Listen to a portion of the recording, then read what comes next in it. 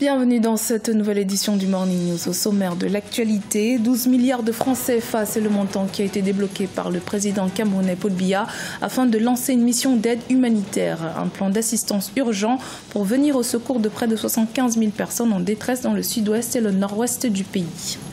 C'est sous le thème « Opportunités de diversification de l'économie congolaise », focus sur l'agriculture et le tourisme, que le club Afrique Développement du groupe marocain Attijari Wafa Bank, en partenariat avec la Banque Crédit du Congo, a déployé sa mission multisectorielle à Pointe-Noire, une rencontre entre les acteurs économiques marocains et congolais. Et puis, comment les investisseurs perçoivent-ils le climat des affaires au Rwanda? La question a fait l'objet d'une enquête menée auprès de 800 investisseurs locaux et internationaux par la Banque mondiale. Les résultats dans la suite de ce journal. Au Cameroun, le président Paul Biya a débloqué la somme de 12 milliards de francs CFA afin de lancer une mission d'aide humanitaire, une aide urgente destinée aux populations déplacées, notamment au Nigeria, en raison de la crise qui prévaut dans les régions anglophones du pays. Elle servira également à la reconstruction des infrastructures détruites. Viviane Baoken.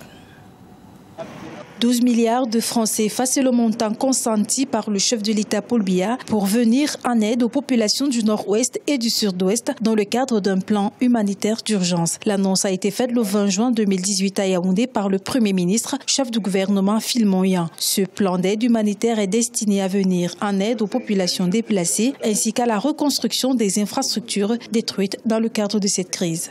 Le plan d'assistance humanitaire d'urgence pour les régions du nord-ouest et du sud-ouest, décidé par le chef de l'État, vise globalement à rétablir un cadre de vie propice à l'épanouissement et au développement de communautés affectées, fournir une assistance humanitaire d'urgence aux populations affectées, assurer la réinsertion socio-économique de populations affectées, réhabiliter les infrastructures détruites, notamment les établissements scolaires avant la rentrée 2018-2019. Les bénéficiaires de ce plan d'aide humanitaire initié par le chef de l'État, Paul Biya, sont les personnes déplacées estimées à 74 994 âmes et les réfugiés estimés à 21 291 personnes. Selon le ministre en charge du pilotage de ce projet, cette mesure sera exécutée avec effet immédiat. Mais c'est d'exécution immédiate. Le chef de l'État a pris une décision. Le Premier ministre, chef du gouvernement, vient de faire la déclaration au nom du chef de l'État. Le ministre de l'administration territoriale qui est en charge de la mise en place de la mise en œuvre de ce plan d'action vous dit que ça va se faire immédiatement. C'est des instructions du chef de l'État. Rappelons que ce n'est pas la première fois que le Cameroun met en place un plan d'aide humanitaire. En 2015, déjà une action similaire avait été mise en place pour venir en aide aux populations en détresse dans le cadre de la lutte contre Boko Haram. Le club Afrique Développement du groupe Attijari Wafa Bank, en partenariat avec la Banque Crédit du Congo, a déployé sa mission multisectorielle dans la ville économique de Pointe-Noire ce mercredi 20 juin. Cette première mission a été l'occasion d'un échange au cours des rencontres B2B entre les opérateurs économiques venus du Maroc et ceux évoluant dans l'environnement économique congolais. Reportage de notre correspondant Deva Panzo. Les entrepreneurs venus du Maroc et du Congo ont participé à la première mission multisectorielle au Congo du Club Afrique Développement du groupe Attijari Wafa Bank ce mercredi 20 juin 2018 à Pointe-Noire sous le thème « Opportunités de diversification de l'économie congolaise » avec un accent mis sur l'agriculture. Tenues pendant plus d'une heure, les rencontres B2B entre les opérateurs économiques du Congo et du Maroc visent à développer des réseaux et des opportunités d'affaires. La mission multisectorielle organisée aujourd'hui conjointement par le Crédit du Congo et le Club Afrique Développement avait pour objectif d'essayer de clarifier et de mettre en évidence les opportunités qui sont offertes par la diversification de l'économie du Congo. Aujourd'hui, chaque filiale du groupe Attijari Wafa Bank est présente dans les différents pays, propose aux clients et aux opérateurs économiques un accès à un réseau de 16 banques qui va leur faciliter d'accéder aux différents marchés. Cette mission du Club Afrique Développement a permis de mettre la lumière sur la politique gouvernementale de développement de l'agriculture ainsi que les différents mécanismes mis en place en vue d'accélérer le processus de diversification de l'économie. Et qui montre qu'il y a un besoin de partage, mais surtout un besoin de réussite collective. Déjà, ils ont fait venir des investisseurs. Donc ils ont fait le travail pour nous, si je peux le dire. Donc c'est une très bonne chose. Donc c'est une excellente initiative qui va vraiment dans le sens des missions de l'API. Et c'est tout à fait complémentaire.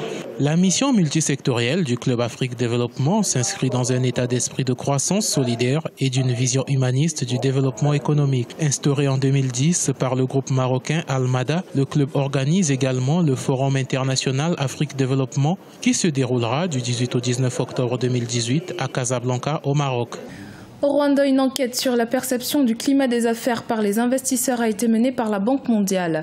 Même si 81% d'entre eux ont choisi ce pays en raison de sa stabilité politique, 79% des investisseurs dénoncent les défilés à la taille du marché rwandais. Reportage de notre correspondant Fratenda Kaisenga. La Banque mondiale et l'Office rwandais de développement ont publié ce 18 juin 2018 un rapport sur la perception des investisseurs sur le climat et les opportunités d'affaires au Rwanda. Selon les deux institutions, le rapport est le résultat d'une étude approfondie des perceptions et des contraintes spécifiques auxquelles font face des investisseurs locaux, internationaux et des potentiels investisseurs dans les secteurs prioritaires comme le thé, l'horticulture, l'agroalimentaire et le tourisme. En tant que pays qui aspire à attirer des investisseurs, il est important que de façon périodique, ce pays essaie de mener des enquêtes pour savoir quel est le niveau de satisfaction des investisseurs ou le niveau d'attraction que le pays a pour les investisseurs.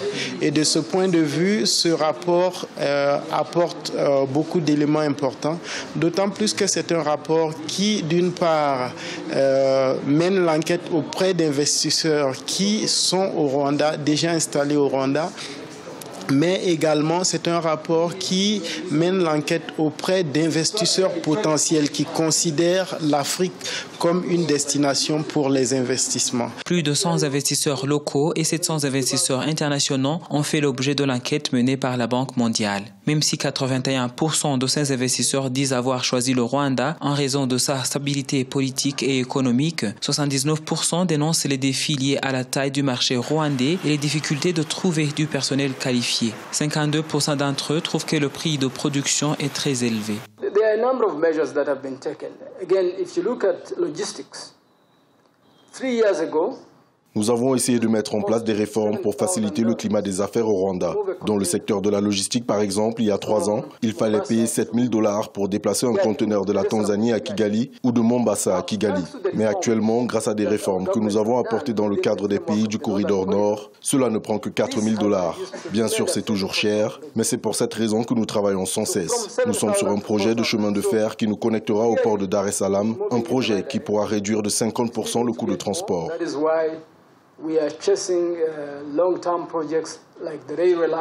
En considérant le meilleur emplacement pour les investissements directs étrangers en Afrique, le Rwanda a été classé 8e par les investisseurs internationaux. Le rapport a également recensé 28 projets existants qui comptent réinvestir au Rwanda entre 320 millions et 600 millions de dollars américains. Le Maroc et le Burkina Faso viennent de signer une convention cadre de coopération dans le domaine des énergies renouvelables. L'accord vient renforcer le partenariat déjà existant entre les deux pays et portant sur le partage d'informations, d'expériences et d'expertise dans le domaine des énergies renouvelables. Gladys Mwamba. Le Burkina Faso compte tirer profit de l'expérience marocaine dans le domaine des énergies renouvelables. Le pays des hommes intègres et le royaume chérifien ont signé début juin 2018 une convention cadre de coopération portant sur le développement des énergies renouvelables. Ce nouvel accord vient renforcer un partenariat déjà existant entre les deux pays. Chez l'Agence marocaine de l'énergie solaire, Mazen, nous croyons fermement que le partage d'expertise et de savoir-faire avec nos voisins du Sud et du Nord est essentiel au développement technologique et économique des énergies renouvelables, afin d'en faire des technologies compétitives et accessibles. Le Maroc s'érige en modèle et en leader sur le continent africain en matière d'énergie renouvelable. Le royaume chérifien a réussi une véritable révolution en mettant à profit de son économie les 3000 heures d'ensoleillement par an dont il dispose, avec la mise en place de projets tels que le complexe de Nour Ouarzazate. L'État marocain veut diminuer sa dépendance énergétique vis-à-vis de l'extérieur et produire 14% de ses besoins en électricité via l'énergie solaire d'ici 2020. Les pays africains nombreux sont ceux qui ont quand même signé à la COP 21 de Paris en 2015 pour contribuer à la lutte contre le réchauffement climatique. Donc, en ayant signé comme ça avec le Maroc, le Burkina va mettre en place ou mettre en œuvre les engagements qu'il a pris au niveau de Paris pour essayer de rentrer dans la dynamique de comment faire face aux conséquences qui pourraient résulter de ce changement climatique. Le Burkina Faso bénéficie d'un potentiel considérable, à savoir du soleil presque tous les jours de l'année. Si près de 60% de la population urbaine est électrifiée, ce pourcentage n'atteint que 3% en zone rurale. Ce nouveau partenariat avec le Maroc devrait renforcer le vaste projet burkinabé de construction de la plus grande centrale solaire de l'Afrique de l'Ouest, lancée en novembre 2017. C'était le journal de la rédaction. Merci de votre fidélité. Dans un instant, une nouvelle édition de l'actualité sur Africa 24.